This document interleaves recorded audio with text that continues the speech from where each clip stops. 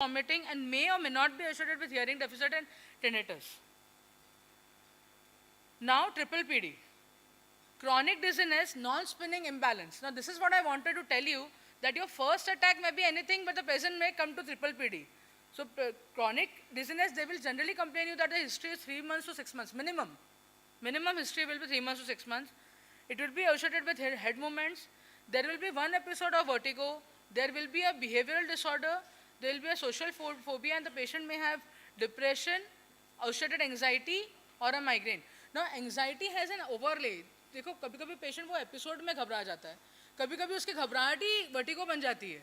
So that's a functional state or a psychosomatic form. So triple PD form is a gray line between an migraine or vertigo and an anxiety, because the patient may be any between these two boards and maybe in triple PD itself. Now, why I took this together? Because as per the latest research of AIB, it says that Meniere's disease burns out after 7 years and migraine stays. So nowadays, we as neuro-otologists call something known as Meniere's migraine spectrum. So in that Meniere's migraine spectrum, you need to understand how much component of Meniere's is ear-related and how much component of migraine is coming from the brain. So you may not require a diuretic, and maybe a rehab may work, or you may not require an anti-migraine, and maybe the only diuretic and vertigo medications for a prolonged period with rehab does the job with lifestyle modification. So that classification, whether it is 60-40, 30-70 on the spectrum, has to be identified by the, or it is just an unilateral hearing loss with a triple PD. So now this standpoint is the differentiation and why the treatment protocol differentiates, okay, between all the three. BPPV, will be talking a lot about it. There's a separate presentation today on that, and of course I'll be demonstrating some of the maneuvers for your basic understanding. At least we will try to cover up Epley's, Simmons, and Dix-Sulpike conventional and the supportive methods or the sideways today, so that when you go back home you have a bit clarity at least on the posterior canal part. Horizontal canal is a very used chapter to be discussed upon, a lot of discrepancy, and anterior canal is very easy. So we all will discuss about it when we go for the next lectures come up on this. Geriatric fear of fall. Now, geriatric fear of fall is also known as press biastasis, press vestibulopathy, bilateral peripheral vestibulopathy. Basically, it's an age-related degeneration of the vestibular apparatus which happens from the age of 40. Now, on this, the patient will have imbalance, they will have auxilopsia, there is a blurring of the movement when they are walking. Why? There is a reduced vestibular ocular reflex, they have sarcopenia, the muscle mass has gone down.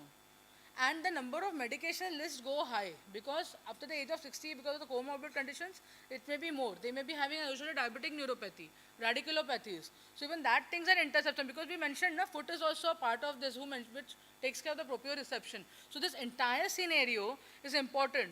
Bursting in the dark, the vision going a bit down. So these all things require, and the number of medications. So there should not be overlap, because this thing is basically treated with rehabilitation, not with maneuvers. Maneuvers is classical for BPPV. Rehabilitation is classic to improvise on the rehabilitation apparatus by utilizing the other 4 organs where ear has already lost a particular component. Okay, so rehab we make use of the other 4 organs, brain, spine, foot, and the eyes, because ear has lost the function to gain back. Okay, so this is how it varies. Why your diagnosis and your treatment doesn't match. When it doesn't match, the diagnosis is wrong. Non-vestibular causes, many times it can be cardiac.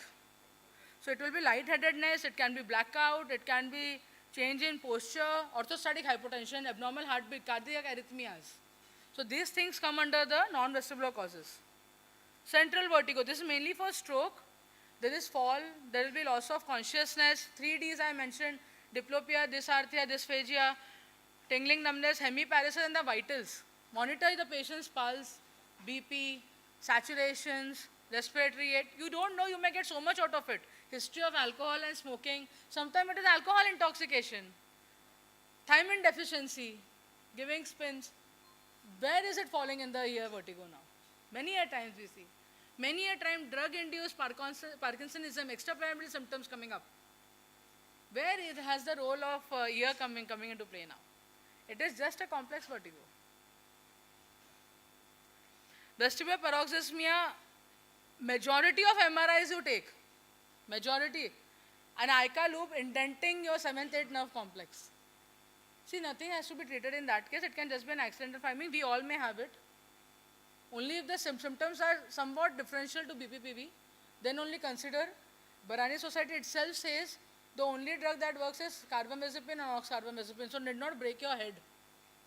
But remember, before starting oxcarbamazepine, carbamazepine, remember they are anticonvulsant, and the major side effect is Stevens-Johnson syndrome. So think twice. Even if the drug is very good for us in the styloid processes syndromes and we want to make use of it, think twice. Do you want to put the patient on an anticonvulsant? Remember, it comes from that family, and that's the only drug which Bharani says will work. So in our practice, very rare diagnosis, ऐसा नहीं है कि we are just closing our eyes and not seeing, but only if it matches. So not all MRI reports will show this, but you will not go and give everyone all this drug. Okay?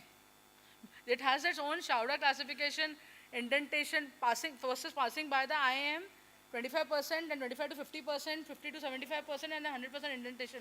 So based on that, it should match with the symptoms. And the symptoms are relatively like BPPV. जैसे वो side sir करेंगे तो spin होगा. Okay, so that all things are there. Then you try to capture it even on VNG also. But there are many things, that can happen. VNG itself is a dynamic study. The moment you get the patient out of the vertigo, the symptoms may change. The next day you call the patient, there's something else. So the doctor who's performing should be doing it, not the engineer who's performing it, Because the ultimate angles which has to be taken, the way it has to be performed should be done by the doctor there. Now coming to the examination part, the state of consciousness, the normal that things, pallor icterus, clubbing, cyanosis, lymphadenopathy, edema, the vitals, your ENT examination. You see, we are so, blessed that we can see the eardrum. I'm 100% sure that the majority of the ENTs sitting here will say, and those who are practicing vertigo, that eardrum, we are 25% satisfied, not coming from the ears. So it's like that, So tuning fork test, we get so much about the decreased hearing. To come to know where the Weber's is going makes our life so easy. And neurotological examination, right from the Rombergs, Unterberger's, Hintz examination, that I'll be, of course, talking about, and positioning testings and for the maneuvers. Very common investigations is a pure tone audiometry. Vestibular evaluation is a new play with the advent of VNGs, VHITs, WAMP, dynamic visual acuities, posterography coming into the question. But you should know where you have to use what, not everything is required. Now coming from AIB is very strong from the clinical skill background. So we make 80% of the diagnosis on our history itself, history and the examination.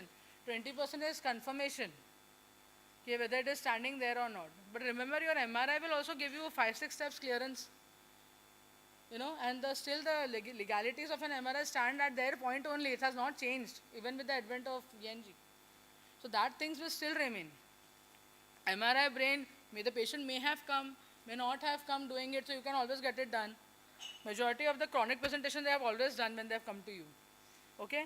And HRCT temporal bone, we all know, third window syndromes, middle ear diseases, it's an advantage, where you come to know everything what you have missed out. So, which is very used commonly in an ENT for a cholestoma, it's become an added diagnosis in vertigo. Common investigations, see, pallor icterus, clubbing, cyanosis, lymphadenopathy. I told you that you should be very good at medicine, so your hemoglobins also give you hypoxic state in the brain. Some people present with interstitial lung disease many a times. So they have an hypoxic state that will give a reduced hypoxic state in the brain also, and that can give you spinnings. So not necessarily it is coming from the positional aspect of the vertigo. So you have to be very classical as to where things are. Urine return microscopy electrolyte, very common in old age. They have this electrolyte imbalance and they have non-spinning vertigos. And they have imbalance, they fall. So not all falls are coming from stroke. That is also one thing you have to keep in mind. Your glucose levels, lot of time, patients come with high sugars. The thyroids I already mentioned. For autoimmune conditions, you can go for an ANA blood test. Vitamin D is always established because of the calcium metabolism. You have to give it for the 8 weeks. B12 for sensory ataxia, subacute combined degeneration of the brain. Also for the rehab part, keep the levels up. Okay? And ECG, in case you're thinking ECG 2D echo, if you're thinking about the non-vestibular causes. So management is reassurance. So if the patient has to be confident on you, that you will be treating him. Be a very good listener. Be patient enough to listen them. They require at least 45 minutes to 1 hour. Because if you are not able to help them, they are missing the diagnosis another than the three doctors. Because I think ENT should be the forerunners, for this vertigo thing, because you are privileged to see things which others are not able to. So maybe a general physician, an orthopedician, a neurologist will not be able to examine. But we are privileged, at many things, and we can deal it because we know how ear works. Okay? So symptomatic relief is always there. We have so many a buffet of medication. We can use it. One or two you can pick up based on the severity of the symptoms. Of course, we'll be talking about it in the pharmacotherapy. Canalith repositioning maneuvers, 14 types of VPPV, 12 types of maneuvers to correct them. Choose wisely. That also we will discuss. Vestibular rehabilitation, we have an entire setup. Of course, I'll be making you some of them to do it and monitor and follow up. So conclusion, clinical evaluation is must. You should be able to rule out the central vertigos. Medications are there for adjuvant treatment and rehab works. And thank you for your kind attention.